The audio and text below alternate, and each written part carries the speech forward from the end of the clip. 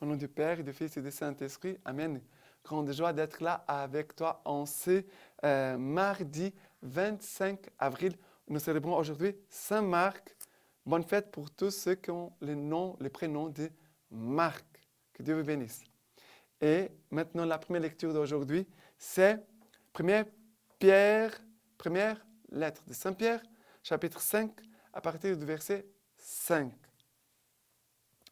Revêtez-vous tous d'humilité dans vos rapports mutuels, car Dieu résiste aux orgueilleux, mais c'est aux humbles qu'il donne sa grâce. Humiliez-vous donc sous la puissante main de Dieu, pour qu'il vous élève au bon moment. De toute votre inquiétude, déchargez-vous sur lui, car il a soin de vous. Soyez sobre, veillez. Votre parti adverse,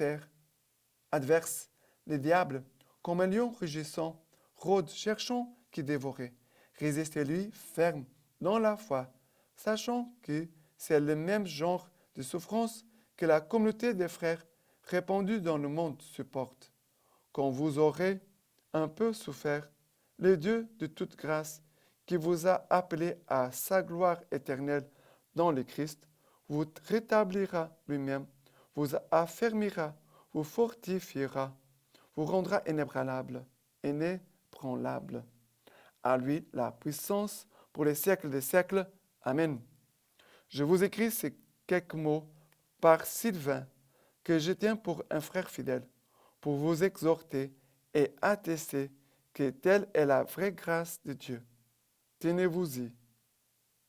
Celle qui est à Babylone élue, comme vous salue, ainsi que Marc, mon fils.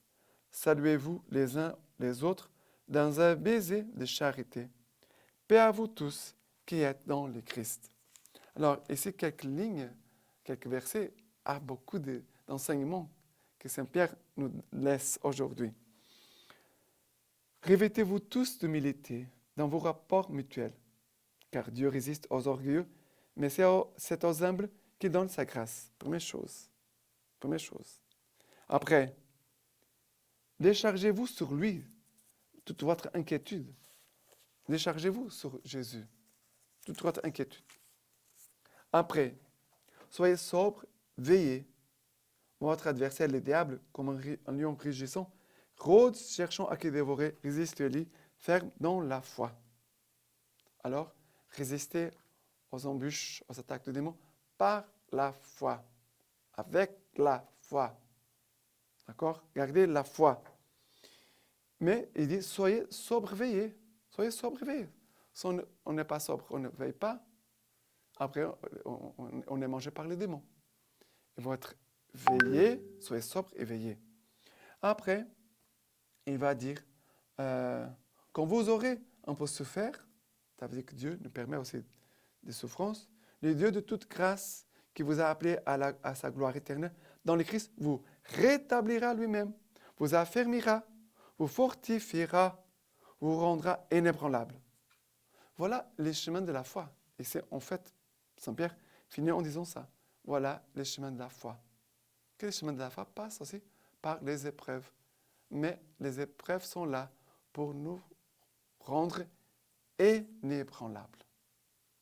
Et nous voyons aussi Marc, c'est le disciple Marc, l'évangéliste Marc, qui est un fils bien-aimé de Saint Pierre. Voilà. Maintenant, la deuxième lecture d'aujourd'hui, c'est le psaume 88. Le psaume 88, à partir du verset 2, nous dit ceci. Seigneur, Dieu de mon salut, lorsque j'écris la nuit devant toi, que jusqu'à toi vienne ma prière, prête l'oreille à mes sanglots. Congédie chez les morts, pareil aux tués. Congédie chez les morts, pareil aux tués, que gisent dans la tombe, eux dont tu n'as plus souvenir, et qui sont retranchés de ta main. Après le verset 16. Malheureux et mourant dès mon enfance, j'ai enduré tes effrois, je suis à bout. Sur moi ont dépassé tes colères, tes épouvantes m'ont réduit à rien. Et ici, le psaume nous parle de prière du fond de la détresse. C'est le titre de ce psaume. Mais il dit, Seigneur Dieu de mon salut. Il commence en proclamant Dieu, Seigneur Dieu de mon salut. Ma prière, elle arrive jusqu'à toi. Ça veut dire dans la souffrance, il y a une prière qui monte dans notre cœur, qui va directement au cœur de notre Dieu et notre Père. Mais gardons vraiment la foi. Gardons la foi. Une confiance inébranlable dans le Seigneur. Maintenant, l'évangile d'aujourd'hui, c'est Marc chapitre 16, à partir du verset 15. Et il leur dit, allez dans le monde entier, proclamez l'évangile à toute la création. Celui qui croira et sera baptisé sera sauvé. Celui qui ne croira pas sera condamné. Et voici les signes qui accompagneront ceux qui auront cru. En mon nom, ils chasseront les démons et parleront en langue nouvelle. Ils saisiront des serpents. Et s'ils boivent quelque poison mortel, il ne leur fera pas de mal. Ils imposeront les mains aux infirmes, et ceux-ci seront guéris. Or, le Seigneur Jésus, après leur avoir parlé, fut enlevé au ciel, et s'assit à la droite de Dieu. Pour eux, ils s'en allèrent prêcher en tout lieu, le Seigneur agissant avec eux et confirmait la parole par les signes qui les accompagnaient. Alors, c'est très beau. Ici, Jésus dit, allez dans le monde entier, proclamer l'évangile à toute la création. C'est un ordre. Jésus fait un envoi en mission. Et après, Jésus va dire, voilà les signes qui accompagneront ceux qui auront cru. Alors, ceux qui croient dans le Seigneur, dit, en mon nom, ils chasseront les démons et parleront en langue nouvelle, que nous appelons le chant en langue, et saisiront des serpents, et s'ils boivent quelque poison mortel, il ne leur fera pas de mal. Ils en poseront les mains aux infirmes, et ceux-ci seront guéris. Mais tout ça, on pourrait dire, c'est merveille. Toutes ces merveilles, il dit que cela arrivera si nous obéissons à la parole du Seigneur.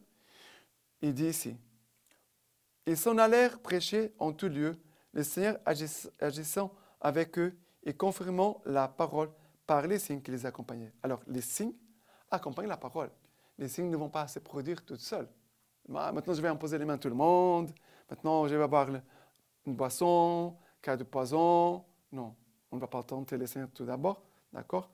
Mais les signes se produisent à la mesure dont nous donnons la parole de Dieu. Ça veut dire, nous buvons la parole de Dieu, nous mangeons la parole de Dieu pour la donner aux autres.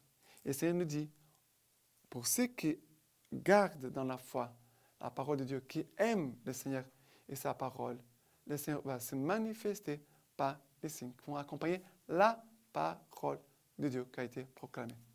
D'accord? Et en cette fête de Saint-Marc, la lecture patristique, c'est de Saint Irénée. L'Église, qui est répandue par toute la terre et jusqu'aux extrémités du monde, a reçu des apôtres et des disciples la foi en un seul Dieu, le Père Tout-Puissant, qui a fait le ciel, la terre, la mer et tout ce qu'ils contiennent, en un seul Jésus, Christ notre Seigneur, incarné pour notre salut, et en l'Esprit Saint qui a enseigné par les prophètes les desseins de Dieu, la venue de notre bien-aimé Jésus-Christ, notre Seigneur, sa naissance d'une vierge, sa passion et sa résurrection d'entre les morts, son ascension corporelle dans les cieux, sa venue dans la gloire pour récapituler toutes choses et ressusciter toute chair de genre humain, afin que devant le Christ Jésus, notre Seigneur, Dieu sauveur et roi, tous genoux fléchissent au ciel, sur terre et aux enfers, et que toute langue le confesse, et qu'il exerce sur tous son juste jugement. Maintenant, je vous laisse la bénédiction par les mains toutes pures de la Vierge Marie. Que Dieu Tout-Puissant vous bénisse et vous garde, le Père, le Fils et le Saint-Esprit. Amen.